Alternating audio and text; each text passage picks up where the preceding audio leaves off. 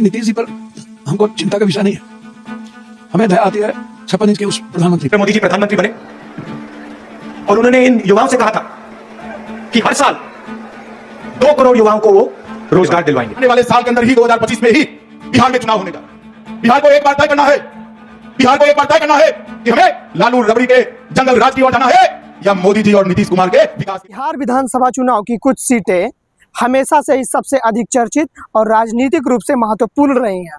इन सीटों पर बड़े नेताओं की मौजूदगी, राजनीतिक समीकरण और चुनावी महामुकाबले हमेशा सुर्खियों में बने रहते हैं।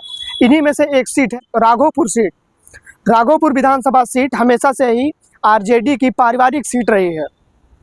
1995 में आरजेडी के नेता लालू प्रसाद ने इस सीट पर अपनी जीत हासिल की थी और लंबे समय तक इस सीट पर जमे रहे। बात आती है आरजेडी के ही नेता लालू यादव ने अपनी इस सीट पर अपनी पत्नी राबड़ी देवी को चुनाव लड़ाया पर बिहार के जेडीयू के नेता सतीश कुमार ने बाजी मार ली थी। इस सीट पर आरजेडी और जेडीयू के बीच हमेशा से ही संघर्ष जारी रहा है। लालू प्रसाद के बेटे तेजस्वी यादव ने इस सीट पर बाजी मारी और उसके बाद 2020 में तेजस्वी यादव के ही कमान में ये सीट रही। अब 2025 के चुनाव में देखेंगे कि किसका कब्जा इस सीट पर रहता है। राघोपुर सीट विधानसभा चुनाव का जो भौगोलिक स्थिति है, ये गंगा नदी के किनारे से घिरा हुआ है, जिसके कारण यहाँ के लोगों की जो बाढ़ की समस्या प्रमुख कारण रही है।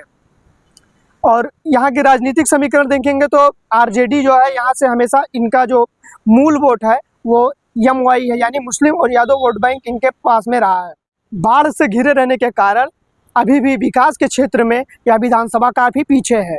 बाढ़ और जल निकासी की समस्या, सड़क और बुनियादी विकास को लेकर अभी भी इस सीट पर संघर्ष जारी है और देखते हैं कि इस सीट पर इस बार 2025 में किसका पलड़ा भारी रहता है। बिहार विधानसभा की और भी प्रमुख सीटों पर जानकारी लेने के लिए हमें आप कमेंट करके बताएं।